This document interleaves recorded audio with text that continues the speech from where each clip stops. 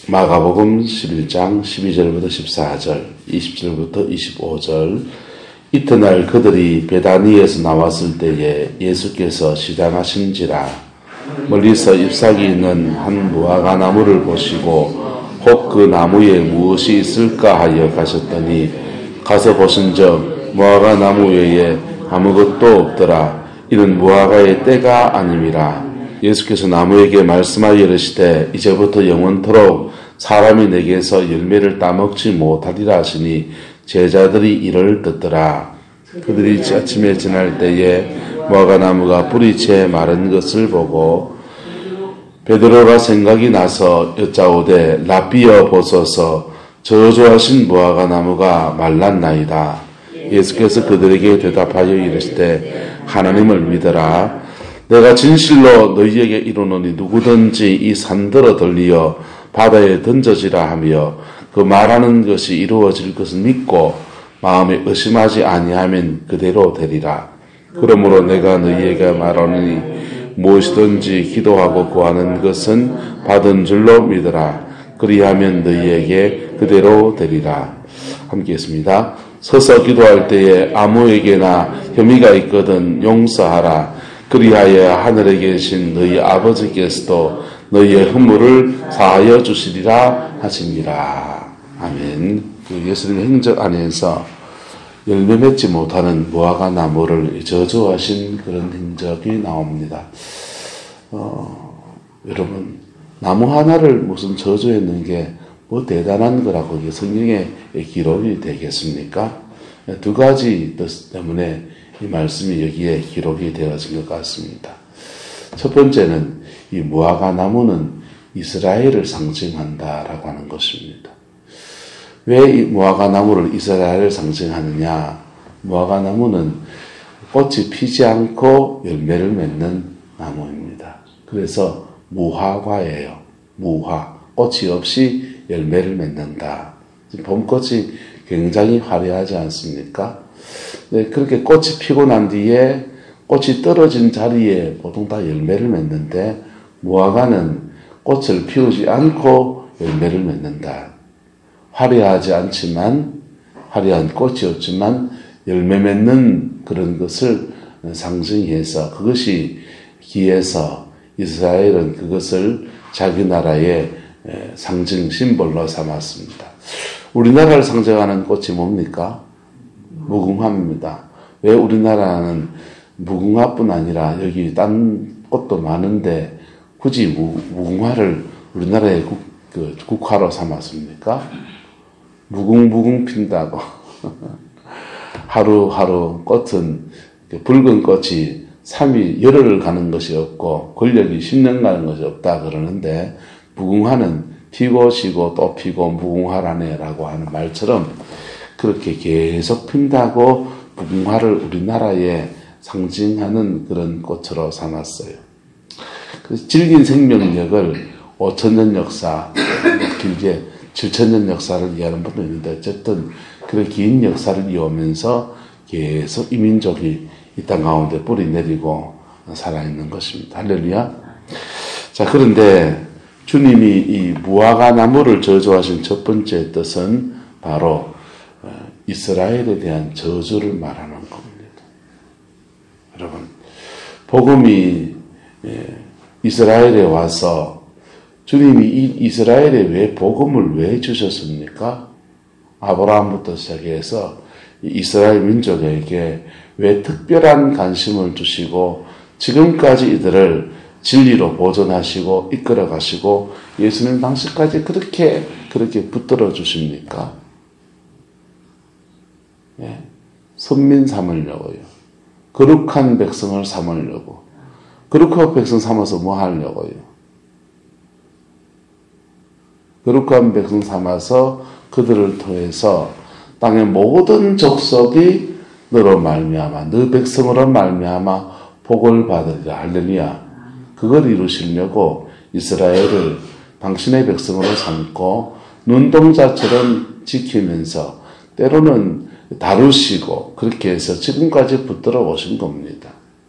정말 꽃을 피우지 않고 열매를 맺는 그런 나무 같은 질긴 생명력은 그렇게 해서 주님이 붙들어 주신 속에서 이루어져 왔던 것입니다. 그런데 이 이스라엘에게 허락되어진 복음이 이제 촛대가 옮겨질 때가 된 겁니다. 복음의 촛대가. 왜 옮겨집니까? 이스라엘이 제사장 민족이 되어서 이 십자가에 피 묻은 복음을 전해야 될 민족인데 그들이 이것을 거부했기 때문에 복음이 이방 세계로 확 퍼져나갑니다. 확 퍼져나가는데 그런데 이 주님이 무화과 나무를 저주하시는 때가 무화과에 뭐가 아님이라 합니까? 13절에 보시면 때가 아님이라 그랬어요. 여러분 당연히 무화과에 때가 돼야 무화과 열매를 구하는 게 맞잖아요. 여러분 때가 안 됐는데 그거 열매를 구하면은 예수님이 정상입니까? 이게 누가 정상인 겁니까? 무화과는 정상적으로 지금 가고 있는 거예요. 이파리 있고 그렇게 때가 되면 열매를 맺는 거죠. 예수님이 성급한 것처럼 보여지는 겁니다. 그런데 열매는 바로 주님이 원하시는 때에 맺어져야 된다는 것입니다. 할렐루야. 그리고 열매는 지금까지 하나님이 수많은 기회들을 이스라엘에게 허락하셨다가 이제 더 이상 안 될 때 촛대가 이제 옮겨지게 되는 거예요. 그것은 12장에도 나옵니다. 포도원을 만들고 그 다음 농부들에게 맡겼는데 종들을 보내서 소출을 받으려 했더니 그 종을 때립니다. 그 다음 또 종을 보냈더니 때리고 더러는 죽입니다. 마지막에는 아들을 보냈는데 이 아들 죽이고 그냥 이제 포도원 전체를 우리가 차지하자 이렇게 악담을 내대는 거예요. 바로 이스라엘 백성들의 그 모습인 겁니다. 주님이 수많은 기회를 하나님이 아브라함 이후로 수많은 믿음의 기회들을 그들에게 허락하시고 때로는 종들을 보내시고 때로는 역경도 허락하시고 때로는 순경도 허락하시면서 얼레고 달래면서 계속해서 허락하시고 했는데 그들이 더 이상 이제 갈 때까지 다 간 거예요. 그래서 주님이 이제 촛대를 옮기시겠다고 합니다. 기독교 역사에서 계속해서 이 믿음의 촛대는 옮겨져 왔습니다. 예루살렘에서 안디옥으로요. 안디옥에서 에베소로, 에베소에서 로마로, 로마에서 유럽으로, 유럽에서 영국으로, 영국에서 미국으로, 미국에서 한국으로, 한국에서 중국으로 지금 가고 있고요. 중국에서 지금은 이제 저 중앙아시아 쪽으로 막 올라가가지고는 이렇게 해서 예루살렘을 다시 들어가려고 하는 그러한 때까지 우리는 와 있어요. 그런데 이 믿음의 촛대가 옮겨지게 된 계기들을 보면은 복음을 받아들인 사람들이 복음 안에서 주는 단맛이 있습니다. 복음이 들어가면 복음이 그 민족을 각성해요. 그래서 새 사람 되고 변화시키고 믿음 안에서 민족이 세워집니다. 그러면 사람들이 게으른 사람들이 열심을 내고요. 사기치던 사람들 정직한 삶을 살고요. 죄된 인생을 살던 사람들이 문화적으로도 교육으로도 여러 가지 면에서 더 나은 생을 살아가는 거예요.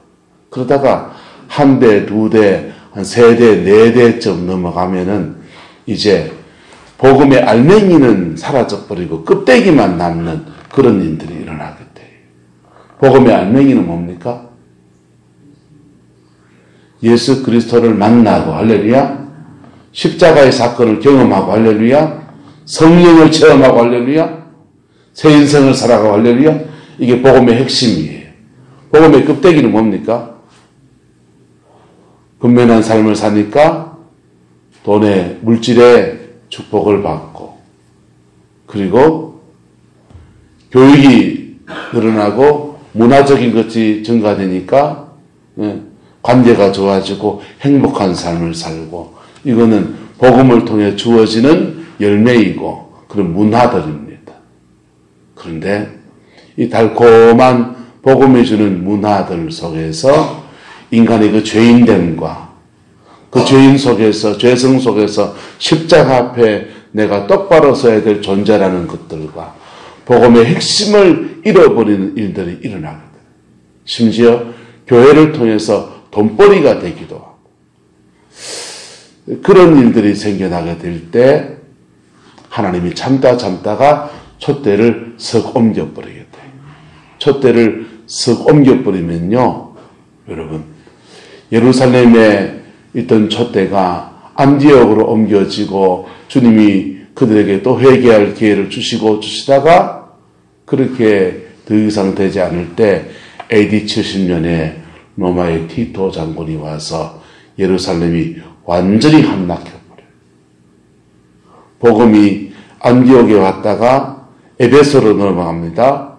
그리고 한 세대, 두 세대가 지나고 나니까 복음의 껍데기만 남다가 그 다음엔요, 이슬람이 쳐들어와가지고는요, 완전히 그냥 그 지역이 쑥대밭이 이슬람화 되었습니다.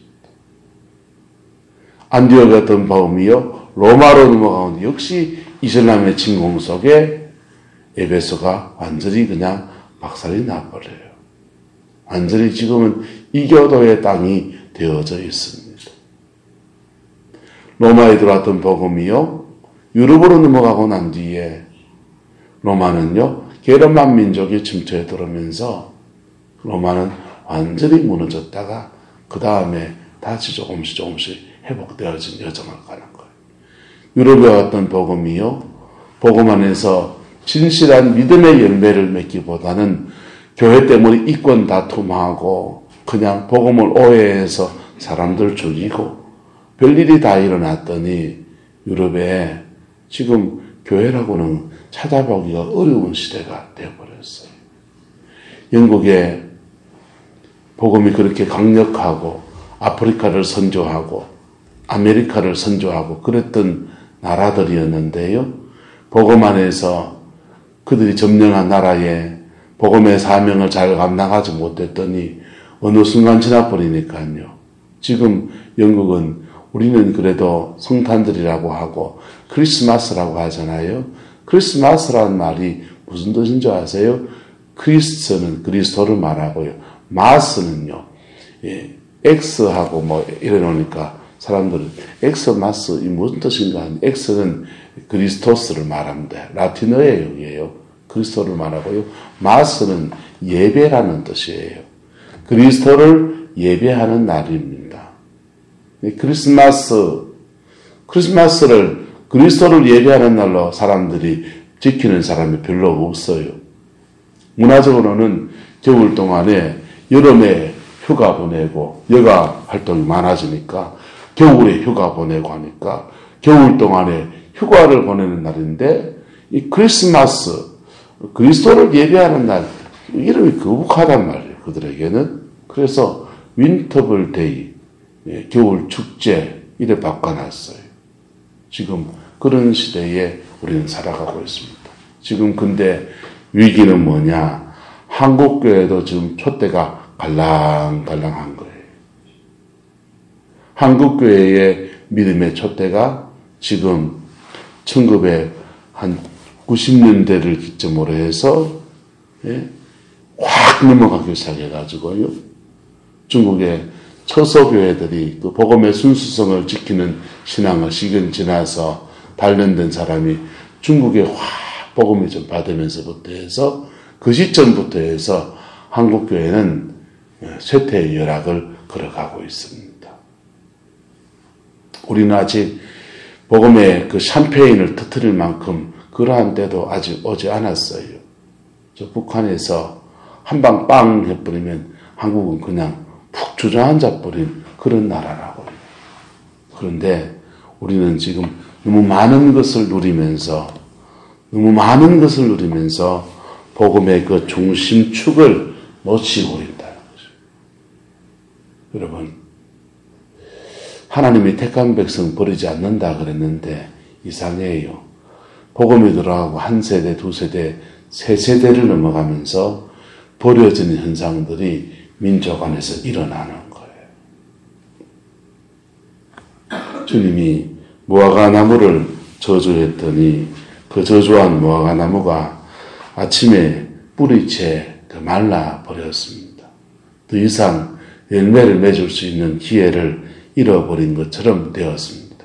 그런데 마태복음에 보면은 24장에 보면은 이렇게 말씀이 되어 있습니다. 예. 합시다. 무화과 나무에 물이 오르고 그 잎이 연하여지면 때가 가까운 줄 알라.